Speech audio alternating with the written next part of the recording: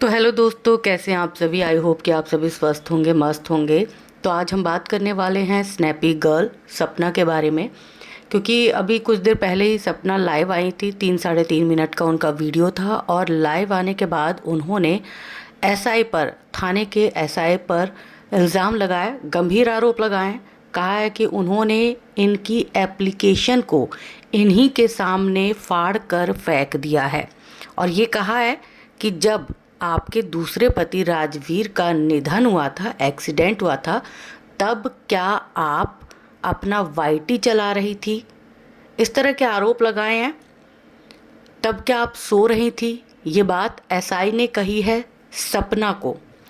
अब सपना जो है वो काफ़ी रो रही थी अपनी वीडियो में। और सपना जो है कार्रवाई की मांग कर रही थी और कह रही थी अपने यूज़र्स को, अपने व्यूअर्स को बोल रही थी कि देखो मेरे साथ ऐसा कुछ हुआ है। मैं थाने में अपने दूसरे पति के निधन से संबंधित एप्लीकेशन देने के लिए आई थी, क्योंकि मैं जानना चाहती थी कि मेरे पति राजवीर के साथ क्या हुआ था। जो सच्चाई मुझे जाननी है, मेरे साथ साथ मेरी जनता को जाननी है। उस सच्चाई के आड़े अब पुलिस आ रही है। इसके साथ ही सपना ने आरोप लगाया अंशु के पिता पर भी। सपना का आरोप है कि अंशु के पिता ने पुलिस को घूस खिलाया है, यानी कि मोटी रिश्वत दी है, जिसकी वजह से पुलिस जो है सपना की एप्लीकेशन पर काम नहीं कर रही और सपना की शिकायत को तवज्जो नहीं दी जा रही है।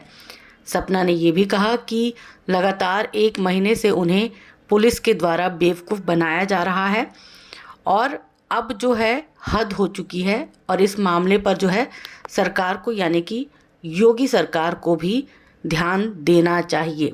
ये सारी बातें जो हैं वो सपना की तरफ से कही गई हैं। अब दूसरी तरफ कुछ बातें ऐसी भी निकल के आई हैं जिसने लोगों को हैरान कर दिया है। खुद मैं बहुत ज़्यादा हैरान हो गई हूँ कि क्या कोई ऐसे इल्ज़ाम भी लगा सकता है। सपना ने इल्ज़ाम लगाया अपनी एप्लीकेशन के थ्रू। जो एप्लीकेशन उन्होंने एसआई को दी थी, उस एप्लीकेशन में इनकी 3-4 डिमांड्स थी, 3-4 मांगे थी और 3-4 जो थे इनके जो आरोप थे वो लगाए गए थे। उसमें एक आरोप जो है वो बहुत ही गंभीर आरोप है। ये आरोप इन्होंने अपने ससुर पर लगाया है और वो आरोप ये है कि इनके ससुर इन पर इनसे फिजिकल होने के लिए दबाव बना रहे थे ताकि बेटा पैदा किया जा सके। अब ये आरोप जो कहा गया है, जो बातें हवाओं में तैर रही हैं, उसके हिसाब से अगर ये आरोप सपना ने लगाया है तो फिर मेरा एक सवाल मेरे जहन में आया है कि सपना अभी कुछ दिन पहले ही ये बात कह रही थी कि अगर मेरे सास ससुर अपने सारे रिश्तेदारों को छोड़ देते तो मैं उनके साथ रहने के लिए तैयार हूँ। तो क्या इसका मतलब ये मान लिया जाए कि सपना बेटा पैदा करने के लिए तैयार है। आप सबको मेरी ये बात ना बहुत लग रहा होगा कि कितनी असंवेदनशीलता के साथ मैं ये बात कह रही हूँ, लेकिन इस बात में असंवेदनशीलता मेरी नहीं है। इस बात में असंवेदनशीलता सपना की दिखाई दे रही है, क्योंकि सपना ने जिस तरह से इस बात को कहा है, मुझे नहीं लगता कि ये बात कहीं से कहीं तक सच है। क्योंकि अगर ये बात सच होती तो आप सब सपना को जानते हो। सपना चुप बैठने वाली औरतों में से नहीं है, सपना खामोश रहने वाली औरतों में से नहीं है। अच्छी खासी फ़ैन फॉलोइंग है। अब ऐसे में सपना के साथ जब भी पहले दिन, फर्स्ट डे, अगर उनके ससुर ने उनके साथ ज़बरदस्ती करने की कोशिश की, उनको छेड़छाड़ किया या उनको किसी भी तरह से गलत इरादे से छुआ या गलत इरादे से कोई शब्द कहे, सपना तब भी स्टैंड ले सकती थी। मेरा सवाल यही है। सपना उन औरतों में से नहीं है जो घर में खामोश बैठी रहे, अपने ऊपर होता हुआ अत्याचार सह सके। तो सपना अभी तक खामोश क्यों थी? क्योंकि सपना ने तो ये बात पहले ही कह दी थी कि मेरे ससुर मुझ पे बुरी नज़र रखते थे। सपना उस दिन भी ये बात कह सकती थी, लेकिन सपना खामोश रही। क्यों खामोश रही, ये सवाल उठता है।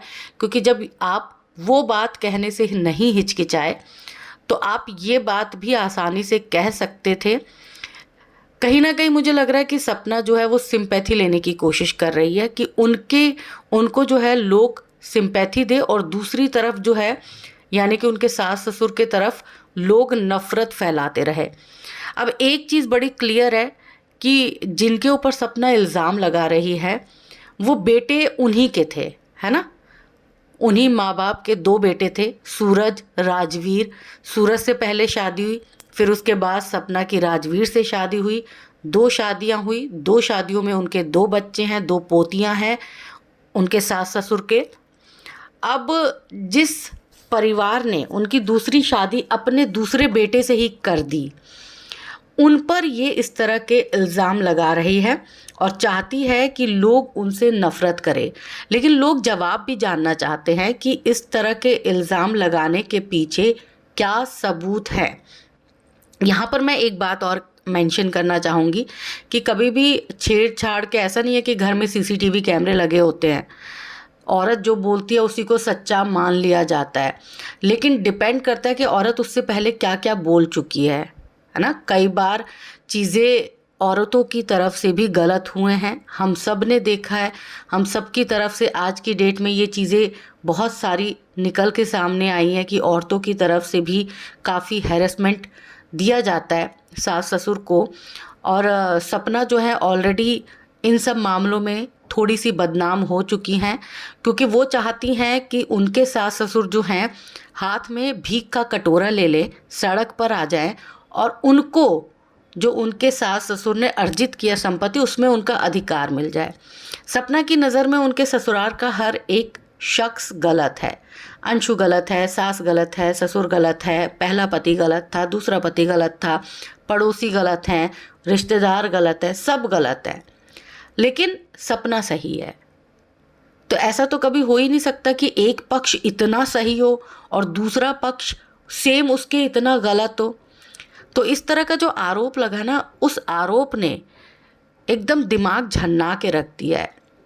मैं सपना पर कभी बहुत ज़्यादा वीडियो नहीं बनाती, क्योंकि सपना के साथ जो भी हुआ है मुझे सहानुभूति है। लेकिन सपना अपनी हर वीडियो में एक ही बात बोलती है कि मेरे 2 बच्चे हैं, और लोग भी सिर्फ इसलिए इमोशनल हो रहे हैं कि उसकी 2 बेटियां हैं, उसका बाप चला गया, उसकी माँ अकेली है। लेकिन मैं ये बोलती हूँ कि जो उसके सास ससुर हैं उसके भी 2 बेटे गए हैं, वो भी अब दुनिया में अकेले हैं। सपना अगर अपने सास ससुर का ध्यान नहीं रख सकती तो कोई तो ऐसा होगा ना जो उनके सास ससुर का ध्यान रखे। इससे सपना को प्रॉब्लम है। सपना चाहती है कि उसको सिर्फ आज़ादी मिले, घर से निकलने की आज़ादी, वीडियो बनाने की आज़ादी तो उनको पहले से ही है, लेकिन घर से निकलने की, हाँडने की आज़ादी, अपने मन के करने की आज़ादी। ससुराल में बहुत सारी बंदिशें होती हैं जो आपको निभानी भी पड़ती हैं। ससुराल में बहुत सारे रिश्ते होते हैं जो आपको निभाने भी पड़ते हैं। अगर आप सोचेंगे कि पूरी थाली भरी हुई है और वो थाली सिर्फ मेरे हिस्से आए, उस थाली में से मैं अपने सास ससुर को कुछ भी ना दूं, वो भूखे पेट रह जाए, तो ऐसा असंभव होता है।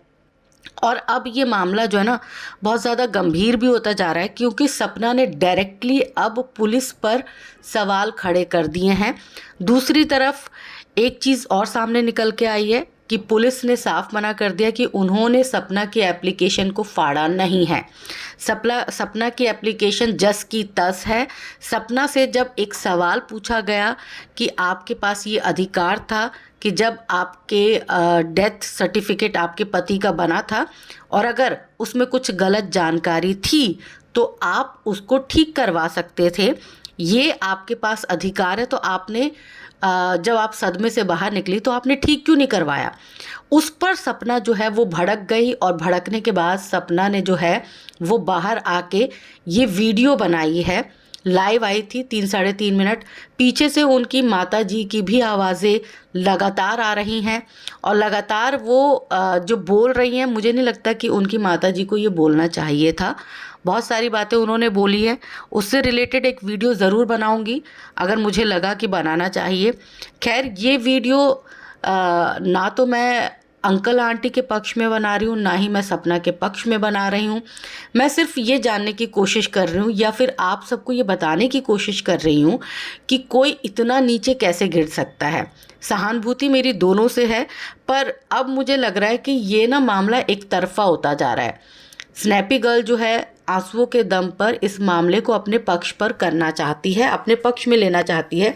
वो चाहती है कि लोग सिर्फ उसी की बातें सुनिए, उसी की बातें करें, उसी को चारों तरफ से जो है वो सहानुभूति मिले, उसके सास ससुर को गालियाँ मिले, चप्पल मिले, लोग गालियाँ दे के चले जाएं और वो उसमें खुश रहेगी।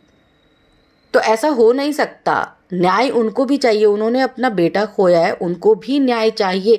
उनको इस पूरे मामले में विलन बनाने की साजिश क्यों रची जा रही है, सवाल यही है।